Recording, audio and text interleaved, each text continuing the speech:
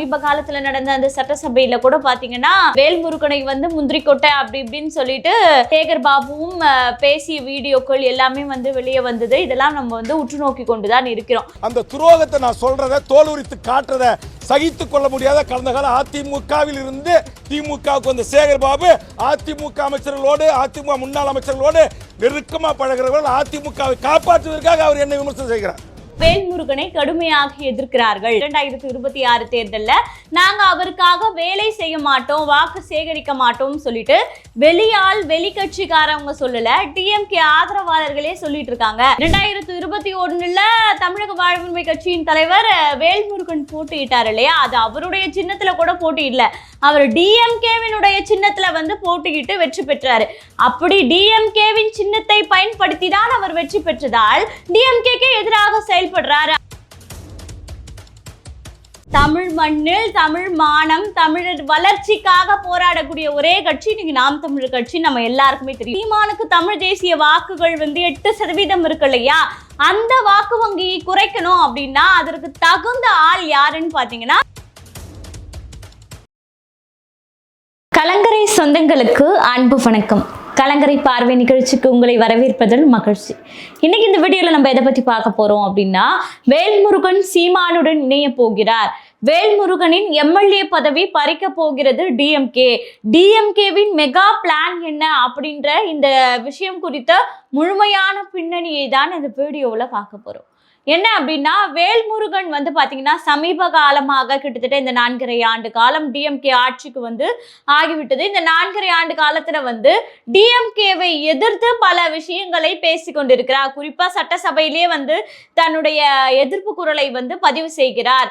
அங்க டிஎம்கே தரப்புல என்ன வைக்கிறாங்க ஒரு குற்றச்சாட்டு அப்படின்னா, அதாவது ஏதாவது பிரச்சனை இருந்தால் மக்களுக்கு இது செய்யணும் அப்படின்னு நினைக்கக்கூடியவர் வேல்முருகன்.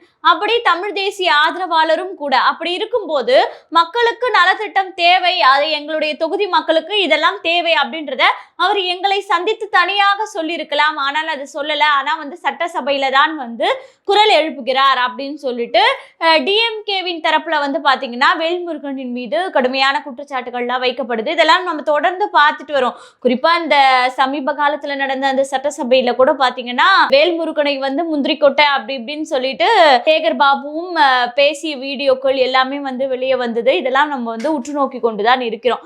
வேல்முருகனை டிஎம்கே தற்போது 2026 தேர்தல்ல அவருக்கு வந்து சீட்டே கொடுக்க போவதில்லை அப்படின்ற ஒரு ரகசிய தகவல் தான் நமக்கு கிடைச்சிருக்கு. எதற்காக அப்படின்னு பாத்தீங்கன்னா, இந்த எதிர்ப்பு தான். அதாவது டிஎம்கேவை எதிர்த்து தன்னுடைய சொந்த தொகுதிகள்ல இருக்கட்டும், இல்ல வந்து சட்டசபையாக இருக்கட்டும், தன்னுடைய கருத்துக்களை பகிர்ந்து கொண்டு வருகிறார். அப்போ வந்து டிஎம்கேவின் தரப்புல சொன்னாங்க 90% வாக்குறுதிகள் நாங்கள் நிறைவேற்றிட்டோம் அப்படின்னு சொன்னாங்க. ஆனால் அதையே எதிர்த்து வேல்முருகன் அவர்கள் பிரச்சாரம் செஞ்சாரு. இல்ல 90% வாக்குறுதிகள் நிறைவேற்றி விட்டேன் அப்படின்னு டிஎம்கே சொல்வது முற்றிலும் தவறு அப்படின்னு சொல்லிட்டு எதிர்த்து பேசினாரு வேல்முருகன். ஆகவே என்னன்னா, இப்ப அவர் போட்டியிட்டது வந்து பாத்தீங்கன்னா பன்ருட்டி தொகுதி தான். 1996 ஆரம்ப காலத்துல வேல்முருகன் பாமகவுடன் இணைந்து 2 முறை போட்டியிட்டு எம்எல்ஏவாக இருந்திருக்கிறார். அதன் பிறகு வந்து பாத்தீங்கன்னா தமிழக வாழ்வுரிமை கட்சியின் சார்பாக தனித்து அவர் வந்து போட்டிட்டு இருக்க, ஆனா அதுல வெற்றி பெற முடியவில்லை. அதனாலதான் வந்து என்ன பண்ணார்னா 2021 வந்து பாத்தீங்கன்னா டிஎம்கே உடன் கூட்டணி வைத்து எம்எல்ஏ வாக்கிடலாம் அப்படின்னு சொல்லி கூட்டணி வைத்து களத்தில் இறங்கினார் பன்ருட்டி தொகுதியில. அப்படி அவர் வெற்றியும் பெற்றார். ஆனால் அந்த வெற்றி பெற்றதுல என்ன சிக்கல்னா, ஏடிஎம்கேவை சேர்ந்த ராஜேந்திரன் தான் அவருடன் போட்டியிட்டார். அப்ப அவரை விட வெறும் 4000 ஓட்டுகள் வித்தியாசத்துல தான் வேல்முருகன் வந்து வெற்றி பெற்றாரு. அதனால இப்ப டிஎம்கேவின் மீது எதிர்ப்புகளை எல்லாம் அவர் கருத்துக்களை எல்லாம் தெரிவித்து வரும்போது, அந்த பன்ருட்டி தொகுதியில இருக்கக்கூடிய திமுக ஆதரவாளர்கள் இருக்காங்க இல்லையா, அவங்களே வந்து பாத்தீங்கன்னா வேல்முருகனை கடுமையாக எதிர்க்கிறார்கள். இப்ப வேல்முருகன் மீண்டும் வந்து அந்த இடத்துல வந்து பாத்தீங்கன்னா ஒரு வேட்பாளராக அறிவிக்கப்பட்டார். 2026 தேர்தல்ல நாங்க அவருக்காக வேலை செய்ய மாட்டோம், வாக்கு சேகரிக்க மாட்டோம் சொல்லிட்டு வெளியால் வெளிக்கட்சிக்காரவங்க சொல்லல, டிஎம்கே ஆதரவாளர்களே சொல்லிட்டு இருக்காங்க. ஆகையால வந்து பாத்தீங்கன்னா தமிழக வாழ்வுரிமை கட்சிக்கும் திமுகவுக்கும் இடையே வந்து கடும் மோதல் வந்து தற்போது போய் கொண்டிருக்கு. ஆகையால் அவருக்கு வந்து பன்ருட்டி தொகுதி மீண்டும் 2026 கிடைக்காது அப்படின்ற ஒரு தகவல் தான் வந்து தற்போது வந்து நமக்கு கிடைத்திருக்கு. இன்னொரு விஷயம் என்ன அப்படின்னா, 2021 தமிழக வாழ்வுரிமை கட்சியின் தலைவர் வேல்முருகன் போட்டியிட்டார் இல்லையா, அது அவருடைய சின்னத்துல கூட போட்டியிடல, அவர் டிஎம்கேவினுடைய சின்னத்துல வந்து போட்டியிட்டு வெற்றி பெற்றாரு. அப்படி டிஎம்கேவின் சின்னத்தை பயன்படுத்தி தான் அவர் வெற்றி பெற்றதால் டிஎம்கேக்கு எதிராக செயல்படுறாரு. அப்ப இவரை வந்து தன்னுடன் வைத்துக் கொண்டால் வந்து இது நல்லது கிடையாது அப்படின்றதால் தான் தற்போது ஒதுக்குகிறார்கள். சரி, இப்படி நினைக்கக்கூடிய டிஎம்கே எதற்காக வந்து இவருக்கு வந்து 2021 சீட்டு கொடுத்தது, தன்னுடன் இணைத்து கொண்டது அப்படின்னு உங்களுக்கு ஒரு சந்தேகம் இருக்கலாம். எதற்காகனா சீமானுக்கு, அதாவது சீமானுக்கு மாற்றாக ஒரு கட்சியை உருவாக்கணும் அப்படின்னா அது வந்து தமிழக வாழ்வுரிமை கட்சியை சேர்ந்த வேல்முருகனால் முடியும். ஏன்னா அவரும் ஒரு வந்து பாத்தீங்கன்னா தமிழ் தேசிய ஆதரவாளர். ஆகையால சீமானுக்கு தமிழ் தேசிய வாக்குகள் வந்து 8% இருக்கு இல்லையா, அந்த வாக்கு வங்கியை குறைக்கணும் அப்படின்னா அதற்கு தகுந்த ஆள் யாருன்னு பாத்தீங்கன்னா நிச்சயமாக வேல்முருகன் தான். ஆகவே வந்து அவரை தன்னுடன் இணைத்து கொண்டு தமிழ் தேசிய வாக்குகளை பெருக்கணும் அப்படின்ற ஒரே நோக்கத்துக்காக தான் 2021 டிஎம்கே வந்து தமிழக வாழ்வுரிமை கட்சிக்கு சீட்டு கொடுத்தது, வெற்றி பெறவும் வைத்தது. ஆனால் இன்னைக்கு அது வந்து தலைகீழாக மாறி இருக்கு. நான் ஒரு உதாரணத்துக்கு சொல்றேன். 2024 தேர்தல், நாடாளுமன்ற தேர்தல் நடந்தது இல்லையா, அப்பவே வந்து பாத்தீங்கன்னா இந்த ஜெகதீச பாண்டியன், புகழேந்தி மாறன் இவங்கெல்லாம் வந்து பாத்தீங்கன்னா அதாவது நாம் தமிழர் கட்சியிலிருந்து விலகி அந்த தேர்தல் சமயத்துல தமிழக வாழ்வுரிமை கட்சியில போய் இணைந்தார்களா அப்படி இல்லைன்னா விலைக்கு வாங்கினார்களா அப்படின்றது வேறொரு விஷயம். ஆனால் தேர்தல் சமயத்துல வந்து பாத்தீங்கன்னா நாம் தமிழர் கட்சியிலிருந்து விலகி தமிழக வாழ்வுரிமை கட்சியில போய் இணைந்தாங்க. அப்போ வந்து அந்த நேரத்துல வந்து இவர்கள் முக்கியமாக இவர்கள் ஜெகதீச பாண்டியன் போன்ற ஓரளவுக்கு கொஞ்சம் பெரிய ஆட்களை நம்முடன் இணைத்து கொண்டால் நாம் தமிழர் கட்சியை 2024 இந்த நாடாளுமன்ற தேர்தலை ஒண்ணுமே இல்லாம ஆக்கிடலாம் அப்படின்ற முடிவுல தான் டிஎம்கே இதை செய்தது. ஆனால் அந்த இடத்திலும் டிஎம்கே படுதோல்வி அடைந்தது. ஆனா இந்த தற்போதைய தேர்தல் களத்துல திமுக புரிந்து கொண்டது என்ன அப்படின்னா, அதாவது வேல்முருகனை வைத்து சீமானின் ஓட்டுகளை ஒருபோதும் வாங்க முடியாது. ஏன்னா என்னதான் வந்து தமிழ் தேசியம் பேசினாலும் வேல்முருகன் அவர்கள் திராவிட கட்சிகளோடு கூட்டணியில் இருப்பதால் அவங்க யாரும் தமிழ் தேசிய ஆதரவாளர்கள் ஓட்டு போட மாட்டாங்க. ஆகையால இந்த கனவு பலிக்காது.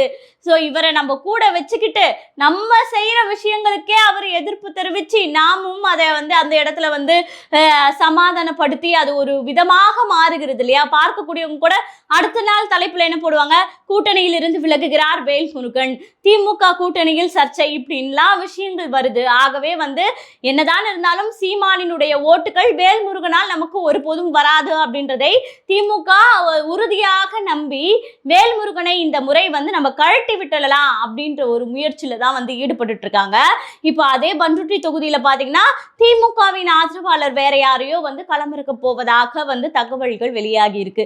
இன்னொரு விஷயம், இப்படி வேல்முருகன் வந்து டிஎம்கேவில் இருந்து கூட்டணியிலிருந்து வெளியே வந்தால் உண்மையாகவே அவர் தமிழ் தேசியத்துக்காக பாடுபட வேண்டும், தமிழ் மக்களுக்காக வந்து அவர் உரிமை குரல் மீட்க வேண்டும் அப்படின்னா நிச்சயமாக தமிழ் மண்ணில் தமிழ் மானம், தமிழர் வளர்ச்சிக்காக போராடக்கூடிய ஒரே கட்சி இன்னைக்கு நாம் தமிழர் கட்சி, நம்ம எல்லாருக்குமே தெரியும்.